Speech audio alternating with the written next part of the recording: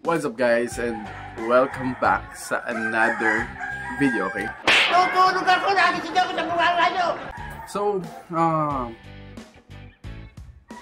alam nyo naman na spider lover tayo and Kapal na mukha mo! hindi may iwasan natin na maging masaya kapag nanonood ng mga videos sa social media. So, today naman is mag-react tayo sa mga gagamba na makikita or gagamba videos na makikita natin sa TikTok. And ayan, credit sa mga nag-post nitong video na to. Itong video na ginagawa ko is wala akong intention na mag-copyright ng mga videos na may-ari. And simulan na natin and tingnan natin, mag-react tayo sa makikita nating mga gandang videos dito sa TikTok. Okay, punta tayo sa TikTok muna kasi yan yung medyo magaganda yung mga content din sa TikTok nowadays na nakikita ko. And tingnan natin. Ayan, pinakauna.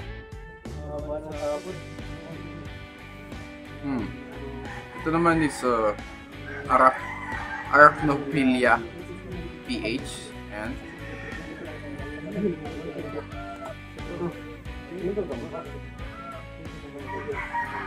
Alam ko, ang pagkakaalam ko si Rich ang may-ari nito. Kasi usually kilala ko to. Kasi yung yung yan, siya lang naman lagi yung yan si Rich nga, na nag-vlog ng merong glove sa kamay. Tingnan natin kung gaano kalaki yung makukuha niya. Medyo botchog siya pero malaki din ha. Laki ng chan. Okay, and sa mga, alam yun, sa mga lagi, kasi may mga nakikita ako ever since, di ba? Alam nyo naman na matagal na akong spider hunt. Tapos kapag nakahanap ng mga medyo maliliit, alam mo yung mga comments na parang, hindi kayo marunong. Grabe kung hindi nyo lang alam kung gaano kahirap mag-spider hunt, lalo na kung morning hunt, napakahirap. And sa night hunt naman is napakadelikado. Napakadelikado. Kasi dami, alam nyo yung mga so kung ano pa mang pwedeng ikapahamak nyo, mga bangin, minsan mga aso, mga security guard. Yan yung mga kalaban minsan namin na mga nag-spider hunt. So, yan, bear with us kung hindi kami minsan nakakapagbigay ng masyadong magandang content, mga ganon. Pagpasensya nyo na kung yun yung mga nahanap namin. Ayan, okay? So, hanap tayo ng ibang video. Ito naman, Renedits. Ayan, ito yung nag-post, Renedits. And saan kaya mas malaki? Tingnan natin.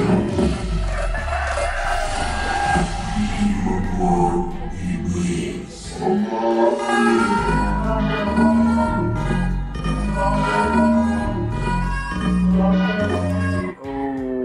damn. Ang inang hirap. Pero grabe. Grabe laki. Sobrang laki talaga nito.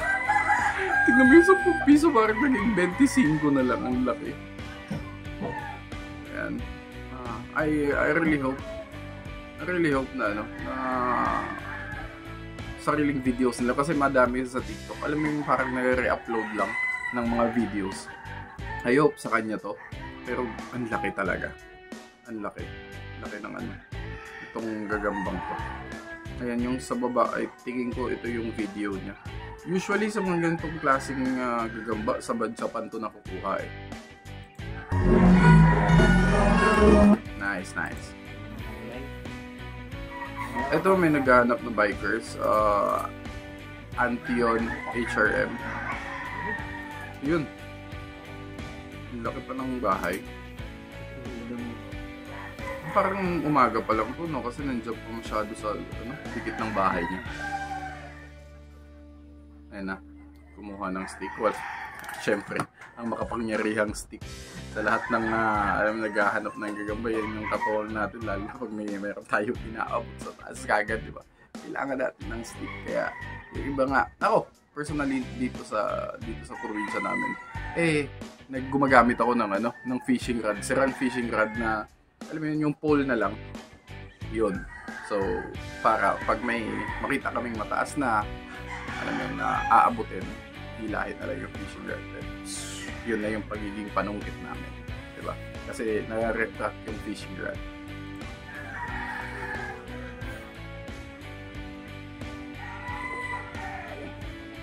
Ayan na. Ano kaya kalaki? Halatang tibay nung bahay, ang bahay, no? Yung sapot. Mga biker sila, kuya. Ah, parang baka-baka siya. Parang baka-baka. Ayan. Okay, let's move on to the next video. Once upon a time. Oh, damn.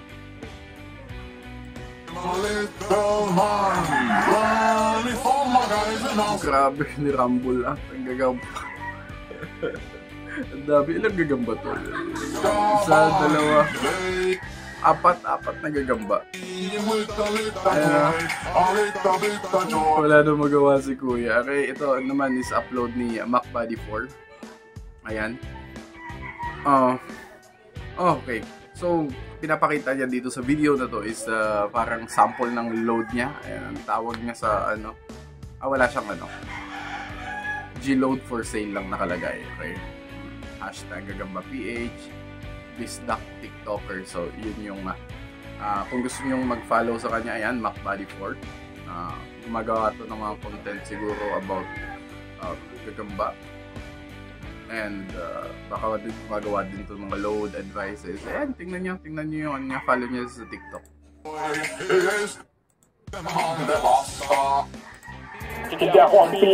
Okay, so ito na mga klaseng videos or mga klaseng, ito kasi more on sugal kapag ganito na yung eksena sa mga videos. Alam ko nagpa-practice to about sa mga derby, sa mga palaban, sa mga ganun. So, huwag tayong magsugal, okay? Lalo na yung mga bata na nanonood sa atin. Huwag tayong magsusugal ng gagamba. Hayaan na natin yung mga matatandang gusto nilang magsugal. Hayaan natin sila and enjoy lang natin yung spider hunt. Ayan, kung gusto nyo magpalaban kayo lang, huwag na tayo.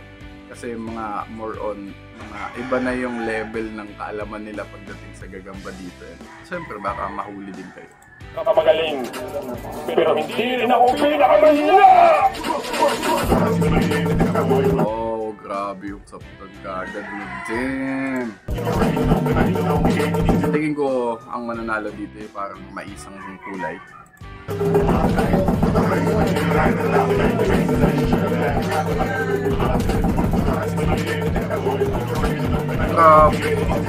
Oh, laban talagang dikdigan yung laban. Malalaglag na yung may isa, no? Wag! Tingin ko talaga parang matatalo dito. Matatalo tayo dito. Wag.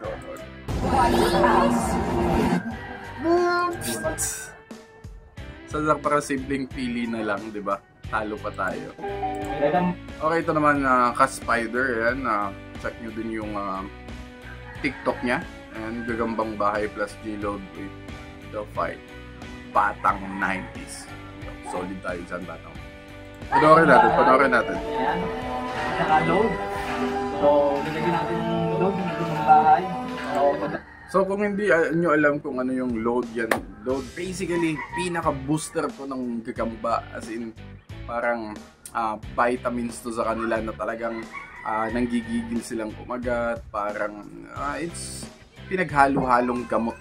Ito yung magandang pinaghalo-halong gamot. Ito yung magandang explanation na lang dito. So ang tendency kapag tama yung load na or yung mga sangkap mo sa load mo is talagang lumalakas yung gagamba, nanggigigil, talagang hindi umaayaw kapag nilalaban na. So, ayan. Maraming gumagawa nito, maraming bibenta nito. So, lalaban natin. Oh, ito kasi talaga, napatunayan ko na talaga to yung mga load na to. Kasi tingnan nyo naman, ito Gagambang Bahay lang yung paglalaban. Tapos tingnan natin kung gaano kaganda yung laban na to. Oh, grabe! Grabe, tingnan nyo naman. Hindi talaga naayaw eh.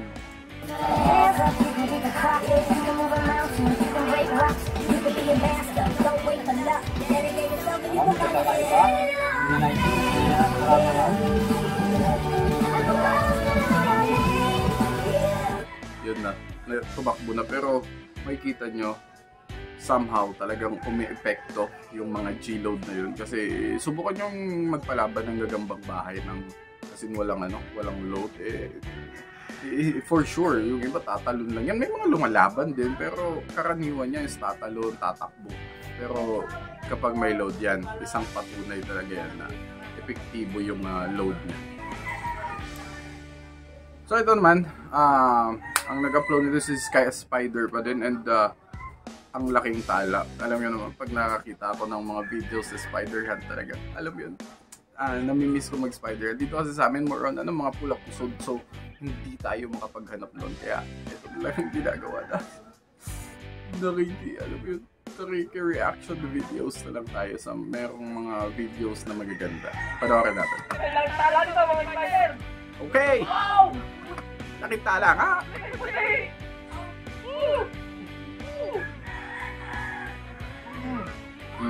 Okay, parang malaki nga. Parang malaki nga. Oh, laki nga. Malaki yan. So, malaki ito. Malaki ito. Ang laki ng gagambang yan. Promise. Oh, ayan. Gagambang Cages PH. Alam ko, hindi lang ako sigurado kung kay Lester to, pero tingin ko kay Lester to. Kaibigan ko yun. And gumagawa siya ng mga quality pitaks din. Ayan. Oh. Okay. Finally, gumagawa na siya ng mga ganito. Kasi before, parang nakikita ko lang na mga idea niya pa lang, pero ngayon talagang gumagawa na siya. Gumanda talaga yung lagay ng gagamba sa transparent na salamin sa ibabaw. Sobrang quality talaga gumawa si Lester.